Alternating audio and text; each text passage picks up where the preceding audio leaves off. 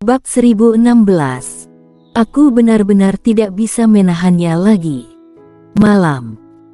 Di hutan lebat yang sunyi, api unggun samar berdetak dengan cepat dan cerdas. Di kedua sisi api unggun, warrior yang dan wanita itu bersandar di pohon. Orang-orang liar itu tidak akan berhenti sampai menangkap kita, kata warrior yang. Setelah lebih dari 1 bulan, dia dan wanita itu telah mengubah beberapa gunung. Alasannya tentu saja karena orang-orang liar. Wanita itu tidak berbicara.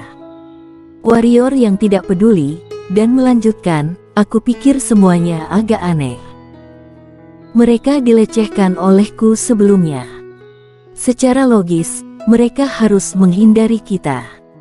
Mengapa mereka melakukannya? Mengejar kita begitu gila.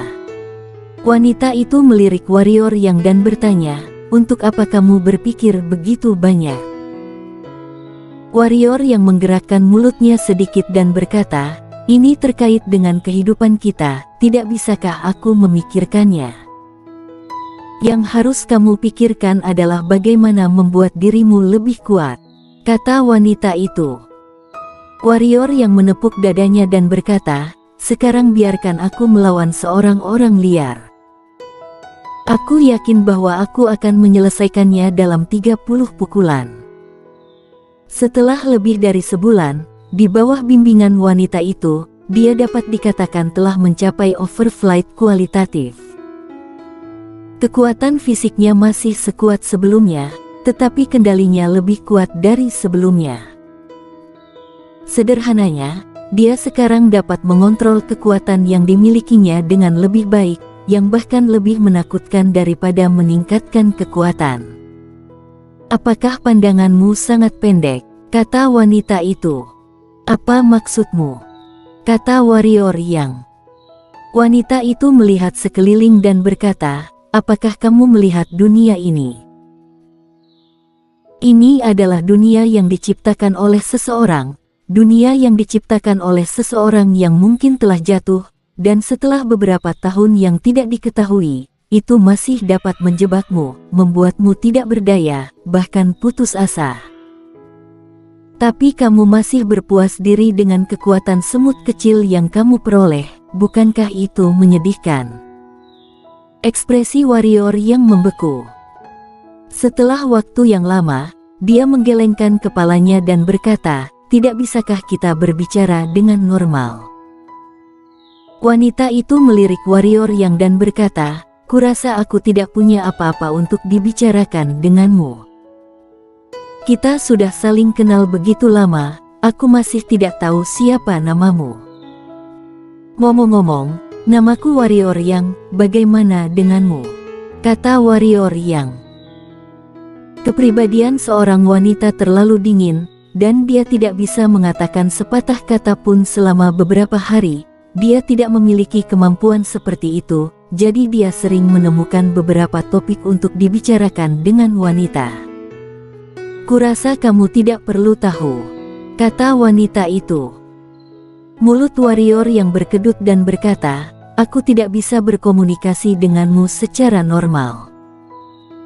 Aku sangat penasaran untuk menanyakan satu pertanyaan terakhir, mengapa Raja Sura melecehkanmu seperti itu?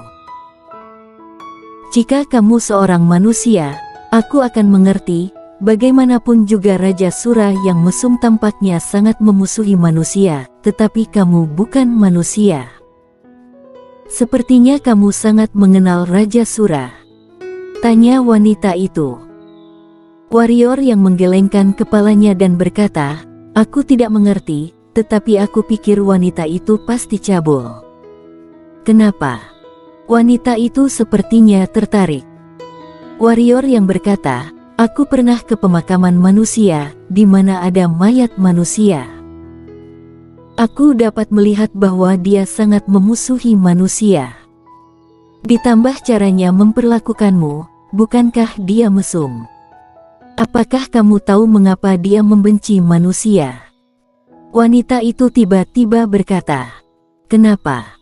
Warrior yang sedikit penasaran. karena orang tua dan saudara perempuannya mati di tangan manusiamu. Wanita itu menatap lurus ke arah warrior yang, percayalah, suatu hari, kalian manusia akan membayar harga yang menyakitkan untuk keserakahanmu. Warrior yang melirik wanita itu dan berkata, aku memiliki kebencian terhadap banyak siluman monster, tetapi aku tidak membenci seluruh klan silumanmu. Kamu adalah kamu, dia adalah dia. Setelah wanita itu mengucapkan kalimat ini, dia menarik pandangannya, tidak berbicara. Warrior yang tidak bertanya pada dirinya sendiri, berjalan ke samping, mengambil cabang, kemudian mengetuk pohon di depannya. Boom! Pohon itu langsung berubah menjadi ketiadaan, dan cabang-cabang di tangannya juga berubah menjadi ketiadaan. Warrior yang menggelengkan kepalanya sedikit, dan wanita itu memintanya untuk memegang dahan itu sebagai besi.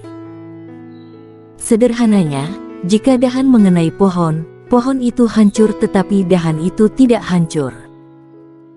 Awalnya dia pikir itu sederhana, tetapi ketika dia melakukannya, dia menyadari bahwa itu sangat sulit.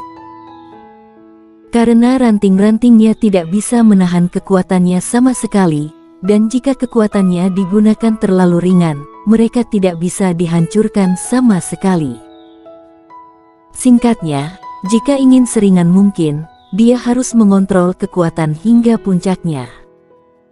Ini sulit, sangat sulit. Tapi dia tidak menyerah.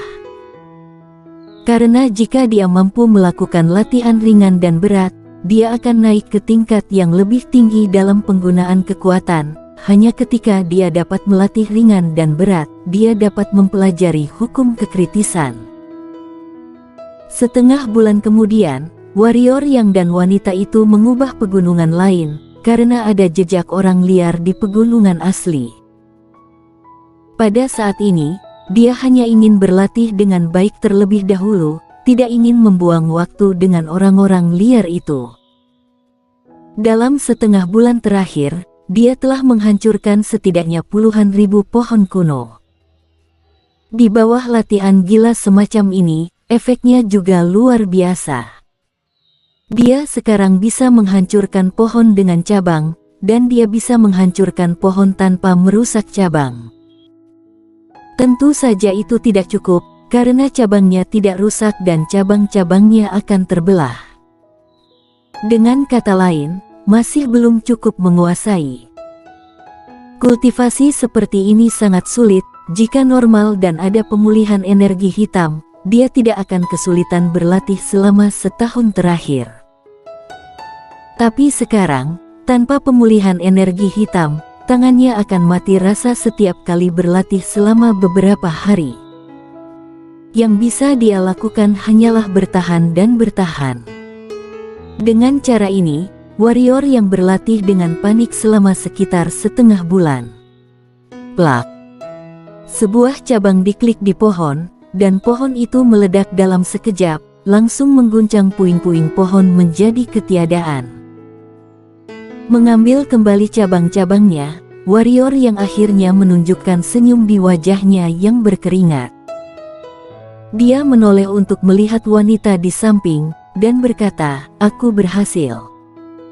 Ada kegembiraan yang tak tersamar dalam suaranya. Dia sekarang memiliki tingkat kontrol yang belum pernah terjadi sebelumnya atas kekuatannya. Jika dia dipilih untuk melawan orang liar, dengan kontrol kekuatan fisik yang begitu menakutkan, dia memiliki kepercayaan diri untuk membunuh lawan dalam 10 gerakan.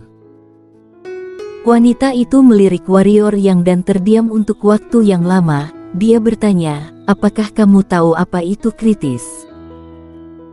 Mengetahui bahwa wanita itu akan mengajarinya hukum kekritisan, warrior yang tampak serius dan berkata, kamu pernah menjelaskannya. Wanita itu sedikit mengangguk, dan berkata, kritis. Sederhananya adalah memusatkan kekuatan seseorang pada satu titik, yaitu memadatkan kekuatan hingga ekstrim menjadi titik, kemudian membiarkannya membelah pada saat tertentu, dan energi teror yang terkandung di dalamnya dapat secara instan dilepaskan. Untuk melakukan ini, kamu harus terlebih dahulu mengontrol kontrolmu sendiri ke titik yang sangat menakutkan, yaitu yang disebut mengontrol beban dan ringan. Dan sekarang, kamu telah mencapai 2 poin ini, jadi lanjutkan. Turun dan mulailah bereksperimen sesuai dengan metode yang kuberikan kepadamu. Warrior yang mengangguk. Wanita itu berkata, ingat, kamu harus berhati-hati. Setelah tidak mengontrol dengan baik, kamu dapat membiarkan kekuatanmu sendiri kembali. Sedikit saja, kamu akan terluka parah, dan dalam kasus terburuk, kamu akan terbunuh pada tempat itu. Seserius itu? Tanya warrior yang. Wanita itu berkata, jika memberimu lebih banyak waktu untuk berlatih perlahan, risikonya secara alami tidak akan terlalu besar, tetapi sekarang, kita tidak punya banyak waktu, bukan? Warrior yang merenung sejenak, lalu mengangguk, dan berkata, ayo. Tinju terkepal, kata wanita itu. Warrior yang perlahan-lahan mengepalkan tangan kanannya. Pada saat ini, wanita itu berkata lagi, rasakan kekuatan dalam tubuh, rasakan, dan kendalikan mereka, lalu arahkan mereka ke kepalan tanganmu. Ruang di sekitar kepalan tangan kanan warrior yang mulai bergerak dengan kuat. Wanita itu berkata lagi, jangan biarkan mereka pergi, pegang mereka di kepalan tanganmu, kemudian lanjutkan untuk mengarahkan kekuatan di tubuhmu ke kepalan tangan sampai kamu merasa tidak ada kekuatan di tubuhmu. Tinju warrior yang mulai bergetar hebat dan ruang di sekitar tinjunya seperti genangan air yang terkena batu.